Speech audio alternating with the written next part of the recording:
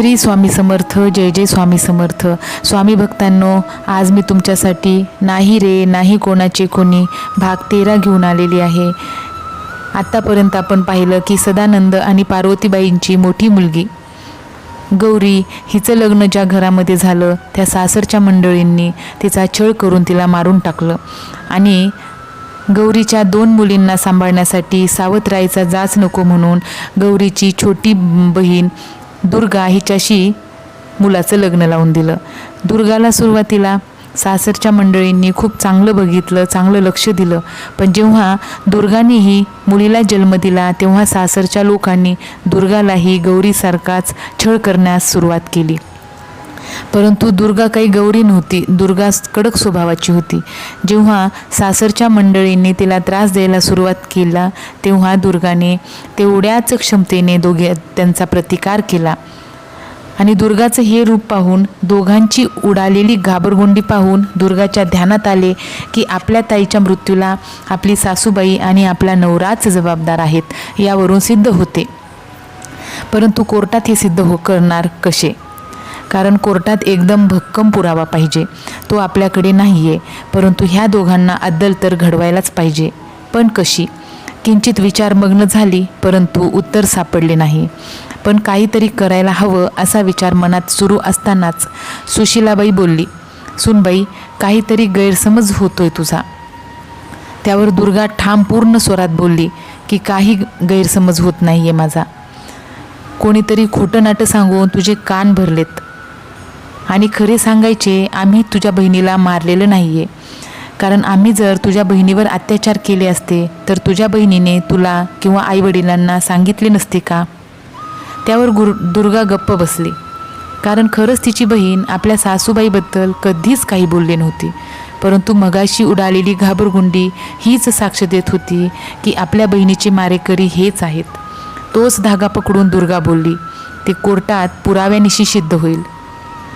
आता मात्र शंकर टरकलाच. त्याची दारूची नशा कुठल्या कुठे गायब झाली. तो एकदम केविलवाणी स्वरात बोलला, दुर्गा, खरं सांगतोय, मी नाही मारलं तुझ्या बहिणीला. खरं तर आईनं मारलं तिला. तशा सुशीलाबाई चौताळल्या. अरे शंकर, काय बोलतोयस तू? कळते तरी का तुला? खरं तेच बोलतोय आई. तू उपाशी ठेवत नव्हतीस तिला? अरे पण उपाशी ठेवल्याने कुणी मरते का? का मरणार नाही? 10 दिवस तुम्ही सतत उपाशी राहा आणि बघा काय होतंय ते, दुर्गा बोलली. सत्य उघडकीस आले होते. नवरा आणि सासू दोघांचेही चेहरे पडले होते. त्यांच्या डोळ्यासमोर पोलिसांच्या बेड्या हातात दिसू लागल्या होत्या. सुशीलाबाईंना तर तुरुंगात जात्यावर आपण पीठ दळत असल्याचा क्षणभर भास झाला.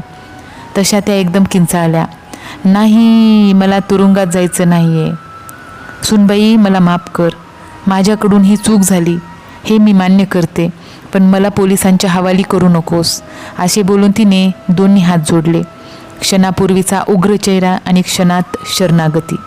किती माणसे कावेबाज असतात याचा प्रत्यय आला. स्वतःचा जीव धोक्यात आला की मग त्यांना विवेकबुद्धी आठवते. दुसऱ्याच्या जीवाची मात्र पर्वा नसते माणसाला. माणसासारखा स्वार्थी प्राणी या जगात दुसरा कुणी नाही. फक्त माणसाकडे ही वाईट वृत्ती का असते याचे उत्तर कदाचित कुणापाशीही सापडायचे नाही. हीच खरी शोकांतिका आहे. तेव्हा दुर्गा बोलली, माफ करेन पण एका अटीवर. तेव्हा दोघांनी विचारले, कोणत्या? आजपासून तुम्ही दोघांनी पण मला आणि माझ्या मुलींना अजिबात टॉर्चर करायचे नाही. पण तुला तर एकच मुलगी आहे ना? नाही, ताईच्या दोन्ही मुली आता माझ्याच मुली आहेत. मीच आई आहे आता त्यांची. ठीक आहे, दोघेही एकदम बोलले. आणि एक गोष्ट लक्षात ठेवा, जोपर्यंत तुम्ही दोघे आपला शब्द पाळाल तोपर्यंत मी दुर्गा देखील आपला शब्द पाळेल. समजलं? दोघांनी पण निमूटपणे होकारार्थी मान डोलावली.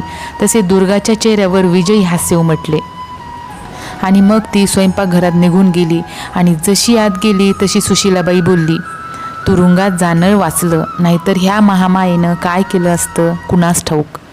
पण आई, गौरीला आपण उपाशी ठेवत होतो हे दुर्गाला कसं कळलं? अरे, आपल्या शेजाऱ्यांनी दुर्गाचे कान फुंकले असावेत. पण शेजाऱ्यांनाही कसं कळलं हे काही मला माहीत नाही. पण मला वाटतं ते काम गौरीचंच असावं.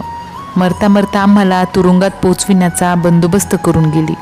शक्यता आहे त्याशिवाय का दुर्गाला समजलं? ते ठीक आहे, परंतु दुर्गा म्हणत होती की तिच्याकडे आमच्या विरुद्ध पुरावा आहे म्हणून. त्याचं काही समजलं नाही. तिला आमच्या विरुद्ध कोणता पुरावा सापडला असे म्हणून दोघेही किंचित विचारमग्न झाले, परंतु निश्चित अनुमान लावू शकले नाहीत. शेवटी शंकर बोलला, अगं तिने खोटी थाप मारली असेल. हा रे, तिने आपल्याला मूर्ख बनविले. तिच्याकडे पुरावा वगैरे काही नसेल. मग आता काय करायचं? आता आपण काहीच करू शकणार नाहीत, कारण आपण स्वतःच्या तोंडाने कबुली जबाब देऊन टाकला.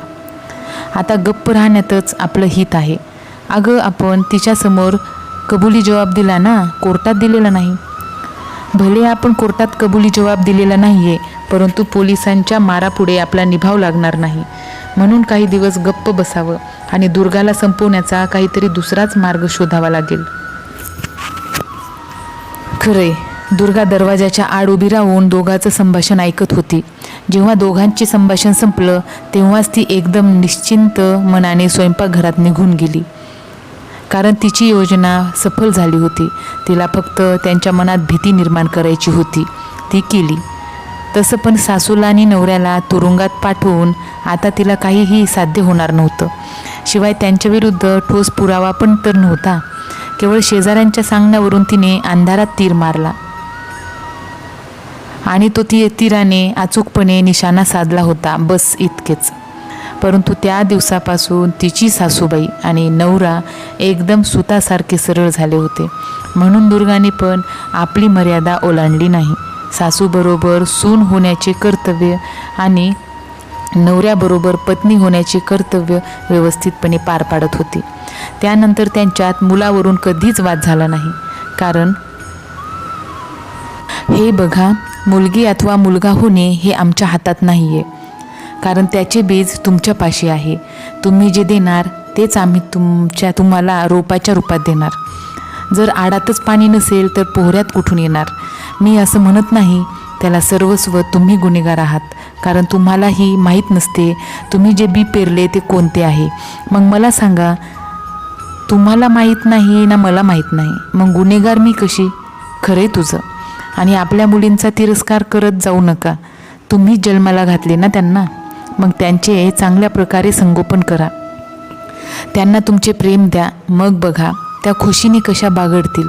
आणि दुर्गाचे म्हणणे खरे झाले. ज्या मुली बापाजवळ यायला थरथर कापायच्या, त्याच मुली बापाचं थोडं प्रेम मिळताच त्या बापाला बिलगल्या. दुर्गाला ते पाहून अत्यानंद झाला. आपली सुनबाई आपल्याशी वाईट वागत नाही हे पाहून तिच्या सासूबाईमध्येही बदल घडून आला, असं सध्या तरी म्हणायला हरकत नाही. दुर्गाच्या मोठ्या भावाचे लग्न होते तेव्हा दुर्गाची सासू, नवरा आणि मुलं सर्वच लग्न सोहळ्याला सामील झाले. लग्न पार पडल्यानंतर मात्र पुन्हा आपल्या सासरी परतली. दुर्गाचा भाऊ प्रमोद आणि त्याची पत्नी प्रमोदिनी मात्र कडक स्वभावाची होती. लग्नानंतर काही दिवसातच तिने आपला रंग दाखवायला सुरुवात केली आणि प्रमोद तर तिच्या हातचे बाहुले बनून राहिला होता. ती सांगेल तसाच तो वागत होता आणि तिचे नि तिच्या सासूचे अजिबात पटत नव्हते. म्हणजे पार्वतीबाई तिला जर काही सांगून लागल्या तर ती सरळ म्हणे, सुनेने सासूबाईंशी कसं वागावं हे खरं तर तुम्ही सांगूच नये, कारण तुमच्या सासूची तुम्ही कसे वागलात हे प्रत्यक्ष आम्ही आमच्या डोळ्यांनी पाहिले आहे. तेव्हा तुम्ही त्या बाबतीत न बोललेलंच बरं. आपल्या शेजारी राहणाऱ्या शेजाऱ्याची मुलगी सून करून घेतली, ही तर आपली सगळ्यात मोठी चूक झाली असे आता पार्वतीबाईंना वाटू लागले. पण त्याला काही इलाज नव्हता, कारण ती मुलगी त्यांच्या घराच्या समोरच्या घरात राहणारी मुलगी होती. त्यामुळे लहानपणापासूनच त्या मुलीचे या घरात येणे जाणे होते. शिवाय प्रमोदिनी प्रमोदची बालमैत्रीण होती. पुढे मैत्रीचे रूपांतर प्रेमात कधी झाले ते त्या दोघांना सुद्धा कळले नाही. पार्वतीबाईंना मुलगी गोड वाटली. सून म्हणून लग्न करून घरात आणली. पण घरात येताच तिने महिनाभरात सुरू केले महाभारत. आता भाजलेल्या भाकरीला पाठ ना पोट जे काय आहे ते समोर आहे. आता ते निभावून नेण्याव्यतिरिक्त दुसरा काहीच पर्याय नाही. आणि प्रमोद बायकोच्या इतक्या आहारी जाईल असे त्या दोघांना पण वाटले नव्हते. पण सदानंदलाही जाणू लागले की आपण आपल्या आईला दिलेली वाईट वागणूक आता तीच व्याजासहित आपल्याला वापस मिळत आहे. आणि कुणीतरी म्हटलंच आहे ना, जे पेराल तेच उगवेल. हिंदी भाषेत एक म्हण आहे, जो बीज बोया है फसल भी उसकी काटनी पडेगी. खरंय. दुसरीकडे शांतारामची ही परिस्थिती त्याहून वेगळी नव्हती. तिन्ही मुलं शिकली सवरलेली, परंतु बालपणी त्यांच्यावर घडलेले संस्कार कसे बदलणार बरं? मालतीबाईने आपल्या सख्ख्या आत्याबाईचा केलेला छळ मुलं कशी विसरणार? आपले वडील आपल्या मोठ्या चुलत्याशी कसे वागले ते सर्व ज्ञात होतं मुलांना. त्यामुळे त्यांच्यावरही तेच संस्कार झाले होते. मोठा मुलगा उदय खूप शिकला होता, म्हणून M.Com पूर्ण करून त्याने डॉक्टरेट केला होता. त्यामुळे तो एका महाविद्यालयाचा प्रोफेसर बनला. त्याची पत्नी पण कॉलेजमध्ये लेक्चरर होती. कॉलेजमध्ये शिकत असल्यापासूनचे दोघांचे प्रेम प्रकरण सुरू झाले. पुढे प्रेमाचे रूपांतर विवाहात झाले, परंतु लग्न होताच ते स्वतंत्र राहू लागले. दुसरा मुलगा उज्ज्वल, त्याचेही साक्षी नावाच्या मुलीशी लग्न झाले.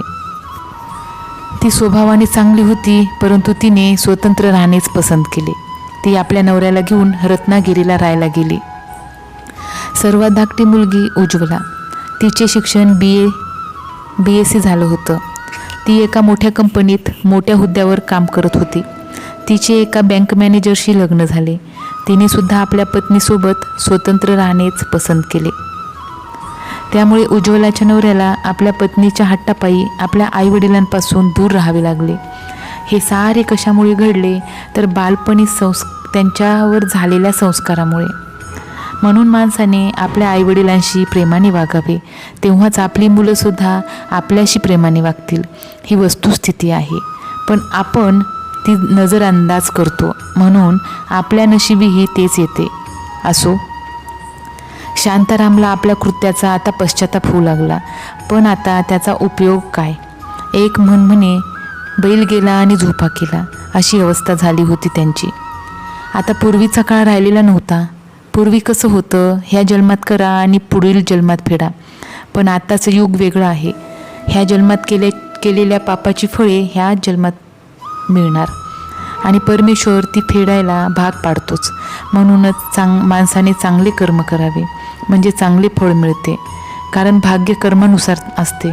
तुमचे कर्म चांगले नाही तर तुमचं भाग्य तुमच्याकडे पाठ फिरवितो. आता हेच पहा ना, सदानंदचे जेव्हा कर्म चांगले होते तेव्हा त्याच्या घरात लक्ष्मी खेळत होती, परंतु जैसे त्याचे कर्म बदलले तैसे त्याचे भाग्य पण बदलले. जन्मदात्री आईला वाईट वागणूक दिल्याने त्याच्याही नशिबी तेच दुःख आले. मुलगा आणि सून त्यांच्या पावली अपमान करत होते. जे पेरलं तेच उगवलं, हा तर निसर्गाचा नियम आहे. जगी जीवनाचे सार घ्यावे जाणूनी सत्वर. जगी जीवनाचे सार घ्यावे जाणूनी सत्वर. जैसे ज्याचे कर्म तैसे फळ देतो रे ईश्वर. हे कुण्या कवीनं लिहिले ते शब्द अगदी तंतोतंत बरोबर आहे. सदानंदचा मुलगा त्याच्यासोबत तरी राहत होता. भले तो त्यांना छळत होता, परंतु उभयतांना 2 वेळचे जेवण तरी मिळत होते. त्या बदल्यात सुनबाई सासूला मोलकरणीसारखी राबवून घेत होती. ते दोघेही आपल्या नशिबाला दोष देत होते, परंतु नशिबाचे काहीच चुकले नव्हते. हे सारे त्यांच्या कर्माचे फळ होते आणि शांतारामची परिस्थिती त्याहून वाईट होती. त्याच्याजवळ एक सुद्धा मुलगा राहत नव्हता. शिवाय दोन्ही मुलांपैकी एक सुद्धा मुलगा त्यांना पैसे पाठवत नव्हता. त्यामुळे दोघांचे फार हाल होत चालले होते. त्याने एकदा मोठ्या मुलाकडे पैसे मागितले होते, तर मोठा मुलगा म्हणाला, बाबा आता तुम्ही दोघांना तर गावाला राहता, आता तुम्हाला पैशाची काय गरज आहे? पैशाची काय गरज म्हणजे आम्ही माणसं नाहीत का? आम्हाला पोट नाही आहे का? आणि आम्हाला खायला प्यायला लागत नाही का? लागते ना, मी कुठं नाही म्हणतोय, परंतु एवढी शेती पिकवताय ते कोण खायले? शिवाय हापूस आंब्याचा जो पैसा येतो तो काय करता तुम्ही? कुणाला देता? हां. आता यानंतरची कथा मी लवकरच तुमच्या पुढे घेऊन येईल. तोपर्यंत स्वामी भक्तांनो, स्वतःची काळजी घ्या आणि निरंतर स्वामींची भक्ती करत राहा. श्री स्वामी समर्थ. जय जय स्वामी समर्थ.